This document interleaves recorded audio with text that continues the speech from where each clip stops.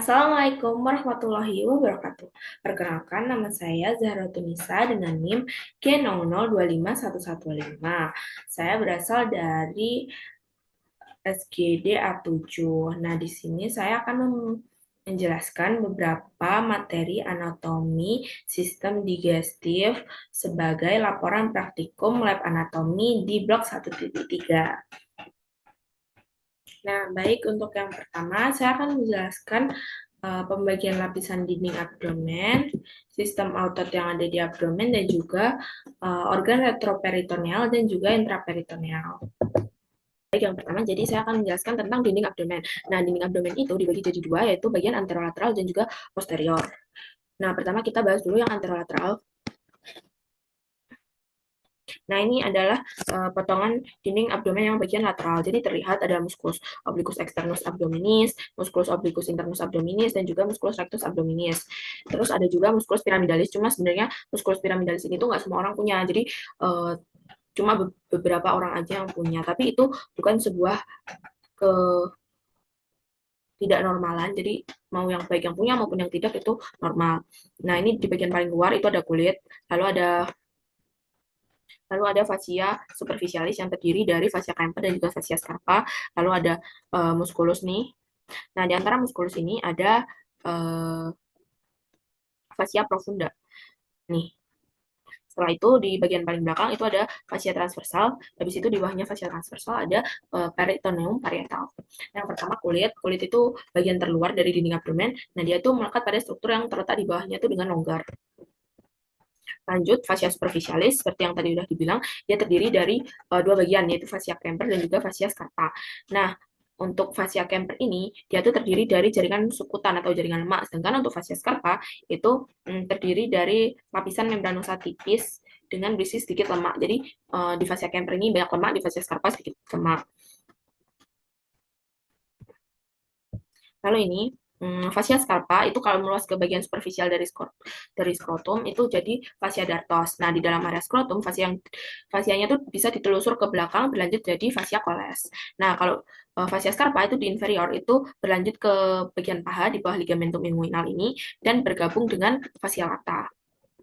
Lanjut, fascia profunda. Nah, fascia profunda ini lapisan tipis dari jaringan ikat yang menutupi muskulus dan terletak tepat di bawah fascia scarpa. Nah, ini fascia profunda yang warnanya hijau, oranye. Selain dia tuh di depan muskulus paling depan, dia tuh juga membatasi antar muskulus gitu. Lalu lanjut ada muskuli et aponeurosis. Nah, untuk di bagian anterolateral itu terdiri dari flat muscle sama vertical muscle. Nah, untuk flat muscle-nya ada musculus obliquus externus, musculus obliquus internus abdominis, dan juga musculus transversus abdominis. Terus untuk yang vertical muscles-nya ada musculus rectus abdominis dan juga musculus pyramidalis. Nah, musculus rectus abdominis dan juga musculus pyramidalis ini ditutupi oleh vagina musculi recti. Nah, vagina musculi recti ini itu tuh terbentuk dari aponeurosisnya dari tiga fat muscle ini. Terus musculus rectus abdominis itu terbagi jadi ini kan yang membentuk six pack ini kan. Nah, itu tuh namanya intersectiones tendinae. Nah, untuk yang bagian paling atas ini dia tuh setara dengan processus xiphoideus. Terus yang bagian paling bawah ini tuh setara sama umbilicus. Terus yang di bagian tengahnya tuh ya udah di antara keduanya gitu. Lanjut ini untuk flat muscle-nya itu dari superficial ke profunda itu obliquus externus, obliquus internus, baru transversus abdominis. Nah, untuk obliquus externus itu arahnya tuh inferomedial atau seperti huruf V. Lalu untuk obliquus internus itu supromedial atau berbentuk seperti huruf A. Nih, ini kan bentuknya kayak V gitu. Kalau ini kayak A gitu. Lanjut. Nih, tadi udah aku jelasin ya, vagina muscul itu lembaran yang membungkus vertical muscle yang terbentuk dari aponeurosis dari tiga horizontal muscles. Terus vagina musculi recti ini membungkus musculus rectus abdominis, musculus pyramidalis dan juga vaskularisasi dan inervasinya. Ada arteri vena epigastrika dan juga ujung terminal nervus intercostalis 6 sampai 11 dan nervus subcostalis.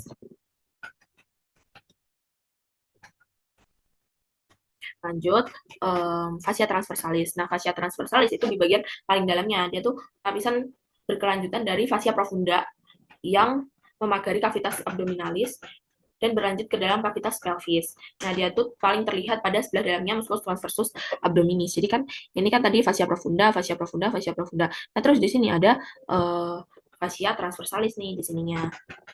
Lanjut, ini ada fascia ekstraperitoneal. Nah, fascia ini memisahkan antara fascia transversalis sama peritoneum. Nah, fascia ini terdiri dari jaringan lemak. Ke arah anterior disebut preperitoneal, kalau ke arah posterior disebut retroperitoneal. Terus ada peritoneum parietal. Nah, peritoneum itu terbagi jadi dua, ada peritoneum parietal sama peritoneum visceral. Terus habis itu hmm,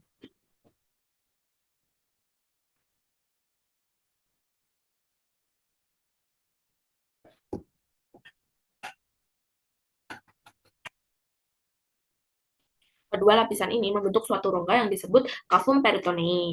Nah, cavum peritonei ini isinya tuh cairan serosa yang berfungsi untuk melubrikasi permukaan peritoneum sehingga organ visceral itu bisa bergerak satu sama lain tanpa adanya gesekan. Terus habis itu cavum peritonei ini ada yang cavum peritonei mayor, cavum peritonei minor, dan juga foramen epiplosia winslowi. Nih, di sini ada cavum peritonei mayor, minor, terus di sini ada cavum peritonei mayor. Nah, di antara keduanya di sini itu ada epiplosia winslowi.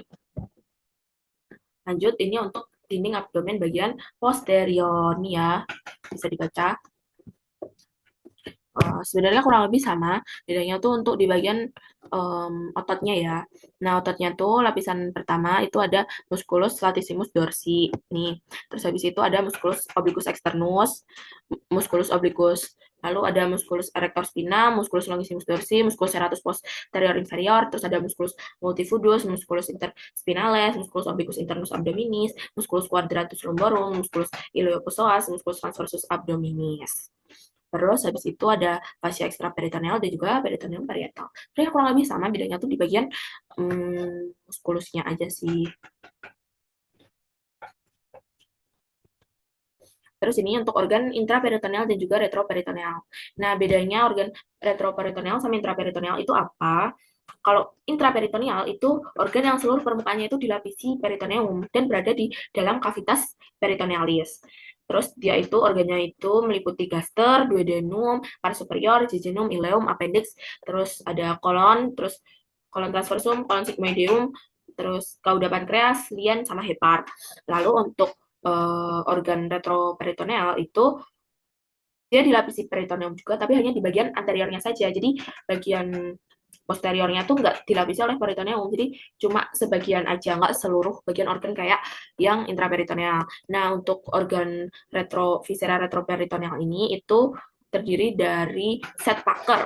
Set Packer itu apa aja? Ada suprarenal gland, ada aorta, ada duodenum, kecuali pars superior, lalu ada pankreas, kecuali bagian kaudanya, ada ureter, kolon ascendant dan descendant, ada kidney atau ginjal, ada esofagus dan juga ada rektum. Nah, selain set Packer ini berarti dia itu intraperitoneal. Baik, sekian untuk dinding abdomennya. Kita lanjut ke penjelasan mengenai anatomi gaster beserta sphincter yang ada di gaster. Ini terletak di bagian, kalau di kuadran 4, dia itu di bagian left upper quadrant. Lalu kalau untuk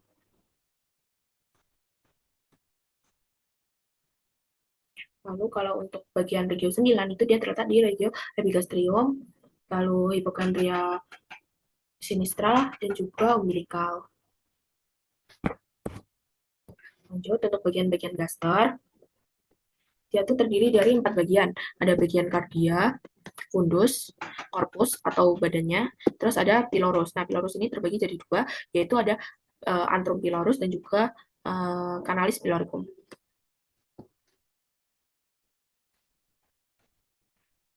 Nah, di bagian atas dari gaster ini ada yang namanya lower esophageal sphincter.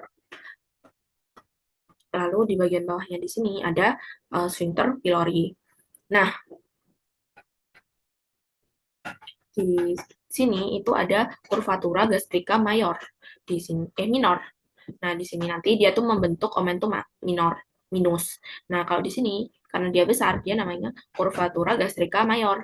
Nah, dia ini nanti akan membentuk bangunan omentum maius. Ini omentum maius, ini omentum minus. Curvatura gastrica minor, curvatura gastrica mayor. Lalu, untuk dinding dari lambung ini dia tuh punya susunan ya, dari yang paling luar dia tuh tunica serosa, lalu tunica muscularis, submuscularis, submucosa, lalu ada tunica mucosa. Nah, ini di sini ada omentum ya, seperti yang udah aku jelasin tadi. Nah, di sini ada omentum minus yang terdiri dari ligamentum hepatoduodenal dan juga gastrohepaticum. Terus nanti di sini ada omentum maius yang terdiri dari 4 ligamen yaitu gastrocolica, gastrosphrenica, gastrolineal sama splenorenal.